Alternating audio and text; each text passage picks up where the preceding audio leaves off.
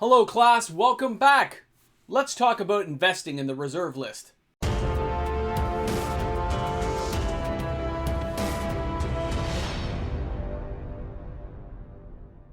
Welcome back class. I'm glad you've taken your seats and thank you for not being tardy today. I know this is an important class for you. Before we get started though, please remember, I did not graduate Magic University. I don't have a diploma in Magic. I got kicked out my second semester. The Professor Tolarian did not give me... I don't know what to tell you. I am out of luck. You are stuck with me in this class and that's all I can do. Secondly, remember this is an entertainment channel only. Take everything I say with giant grains of salt. I don't have a professional background and you should seek out some real advisor if you want some real knowledge of stocks and bonds and stuff because I have no idea what I'm talking about. Now let's get to some fun stuff. Magic the Gathering. This collectible awesome card game first had its reserve list. It had like alpha and beta cards on it. It had craziness everywhere. And people saw value. Chronicles came out, ruined things for people. Wizards Overreacts creates the reserve list. That reserve list has all kinds of cards that can't be on it. You can't do this, you can't do that. All the alpha cards with the rounded corners, now they're all reserve list now. It was nuts. They've done revisions. Wizards of the Coast has made changes over the years to make the reserve list what we know today. 572 cards of awesomeness. Not every card on there is worthwhile or amazing to be used in a deck, but what they did was create a cornerstone. I like to use that phrase a lot when I do these videos where it's a cornerstone.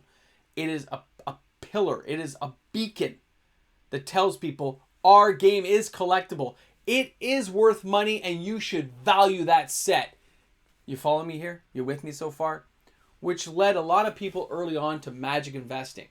Now the idea, the concept of Magic investing didn't start out like we know it today.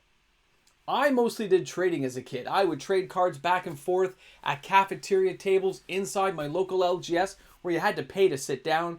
All that came into effect, okay? That's how we did it back then. And you didn't really buy cards right away in the stores on the secondary market. But within 3 or 4 years of Magic being around, by the time Ice Age and stuff had rolled around, they had binders. And you would flip a binder, you would pick a card. I'd like that Jester cap, it's $20. You see where I'm going with this? People recognize, especially stores, which back then were just like comic book shops or convenience stores, that later became what we know them to be as LGSs today. They evolved. They changed with the game because this game has value. Now, for all those who say the game is not collectible, this video is not for you. For those who say it's not investable, this video is not for you. These cards are not going to all be $5 for you. They're not all going to be $1. You should leave now. You can take this class later when you're caught up to speed on what's going on in the world. This class just isn't, you're not ready for this one yet. All right? Hang in there. Come back next year, you'll see where you are. Now, for the rest of us who are still left in the class, let's remember, these cards are worth a lot of money. The percentages and increases vary depending on the cards, the length of time you hold them for, and what goes on in the market to make a card valuable. Wizards of the Coast, regardless of what they say or don't say, pays very close attention to what goes on in the secondary market at all times. They know what's happening. They got teams of dudes looking at papers like this, peeking out, looking at paper, peeking out. They know what's going on out there. Even if you don't think they do, trust me, they know what's going on. Or you wouldn't see some of the combinations and cards we see nowadays. We wouldn't see the reprints we see nowadays on non-reserve list cards if they didn't know what was going on. Now, the reserve list, though, Wizards is kind of stuck. They know it's there forever. They know they're not going to mess with it. And every once in a while, there are people on Reddit and other little posting boards who say, oh, the reserve list is going to go away. Yay! It's not going anywhere. Ever. Get used to it. Now, that leads to print runs. The amount of cards. You see, we're starting to lead up to the actual investment part. When you start knowing the print runs and value of the cards, you start seeing how rare some of them truly are. The problems come in with investing in Magic is the attrition rates. How many are actually gone? How many are on the market? Who holds them? That's the hard part. That really does make it difficult to tell how many cards are out there. Now, everyone will use their own tools and methods for collecting the reserve list. I have my own. I've mentioned them here in the channel in the past. But that's the way I've done it so far, and it's worked out pretty good. When you're looking at a reserve list card and you say, I like that card. Let's use Candelabra of Tawnos, an amazing card from Antiquities that is one to get out. You tap X lands to untap X lands, which is an amazing card. You can understand there was ways of boosting mana. You could tap a land to get 3 mana, tap it to untap it. You could do crazy stuff with the Candelabra. And it's still in use today. It's played in like 9 or 10 decks. It's all the time. All right? This card, when I bought it in 2009, I paid $40. Okay? So we're going back to 2009. Picture that in your head, 2009. And I paid $40. Great. Now, let's fast forward to 2021 right now. Candelabra is at least $1,000 for a fairly good copy. At least $1,000 Canadian. Sometimes even higher, but I'm just going to use 1,000 to make it easy to work out the math. That means from the time I bought it, 2012, all the way through to 2021, this card has gone up $90 a year on average. Think about that. I bought it for $40, but it's gone up by 90. Now, I did hold it a very long time. We're talking 2009 to 2020, 11 years, almost 12 years now as we get close to 2022. I understand that's a very long time, but I want you now to think about a stock. Any stock you may collect, anything you may look up on the internet. Do you see stocks making you those kind of returns? No. Because this card more than doubled in value almost every year from my original buy price. That's crazy. But that's what old Magic cards can do for you. That's what can happen. Here's the key though. As I sip my coffee glass, pardon me, it doesn't always happen that way. I used Candelabra because I have a full spreadsheet. I know how much it's gone up. I know exactly what's going on. Let's use another card. Let's go with Guardian Beast. Guardian Beast.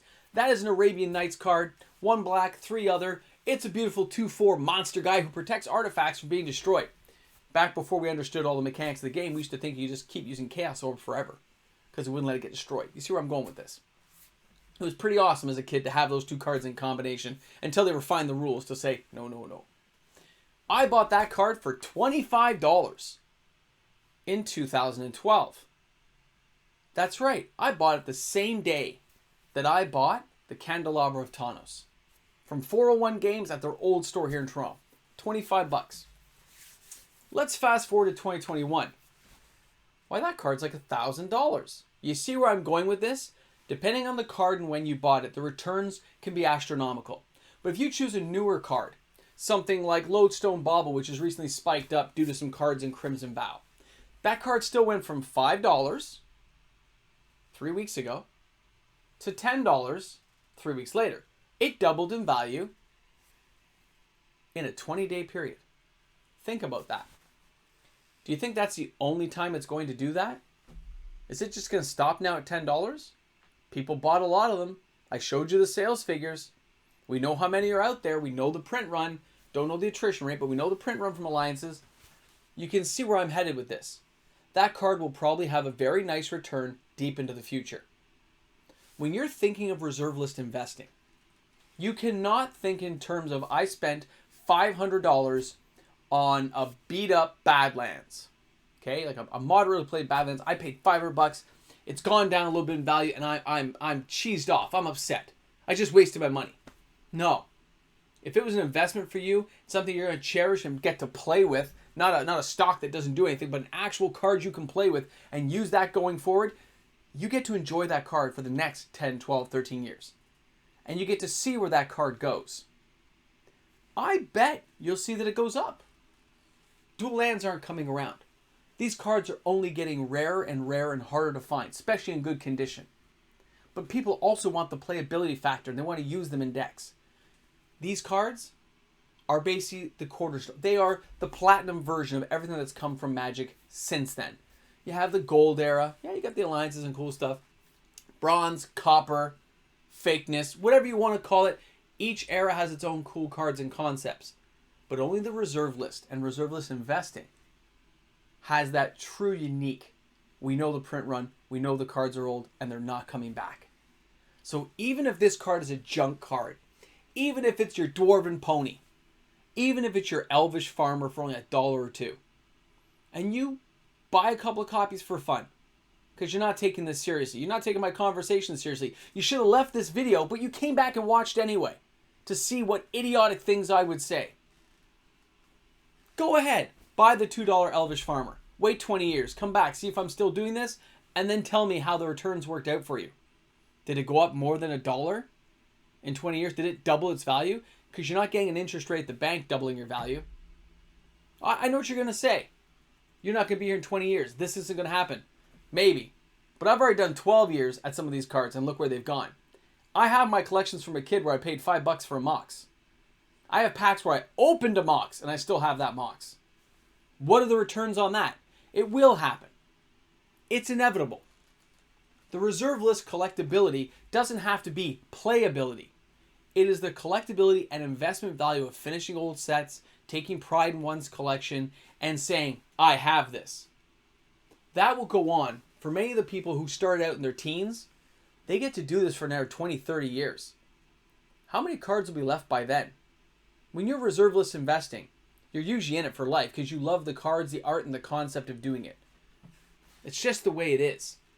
So if you don't think that this is an investable format, then you shouldn't be at this video right now. You should have left already. We talked about this. But if you're here now and you've made it, what are we, 11 minutes into the video? It's worth money. It's going to continue to rise in value.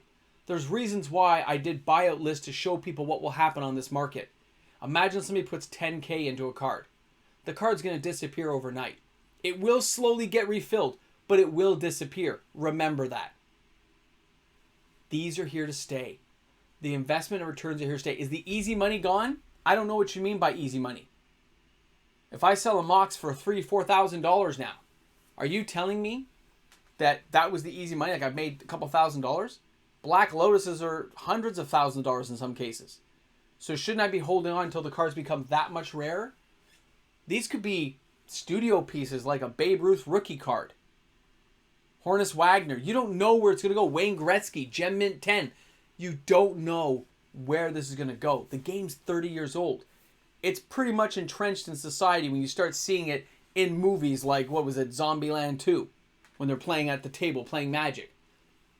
Guys, girls, ladies and gentlemen, this is here forever. It's here forever. And the reserve list collecting will only continue. It'll only get smaller. Now, selling your cards.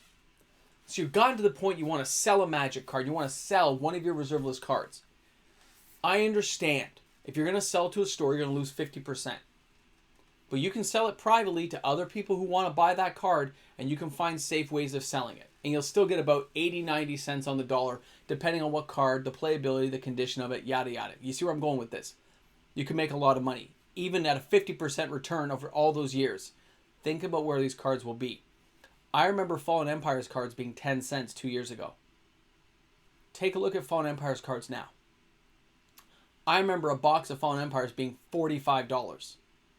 Look where a box of Fallen Empires is now. In case you guys didn't know, Fallen Empires was by far considered the worst set ever. Even though I love the lore in that set, I understand people's hatred toward that set. But look what happened to it. Look what happens to everything. Buyouts come around. Players get eager. Cryptocurrency goes up. People make money. They spend it buying Magic cards or other things they want to collect. It's the nature of who we are. Reserve List Investing 101. Thank you for attending class. If you've invested in the reserve list, I believe, in my humble opinion, you've made a very wise decision. I'll see you all next class. And of course, a big shout out goes out to each and every one of my amazing patrons. Thanks again for that continued support. Patrons rock the world and make everything go round. You guys are awesome. I look forward to seeing you on the live stream. Patrons are amazing. I'll see you guys soon. Yes, I see. Excellent grade. City of Shadows. Yes, good. Oduvian Trading Post. Absolutely. Lodestone Bauble. Excellent. Thrall Champion. I see. And of course, yes, Soldevi Excavations. So many cards, so little time.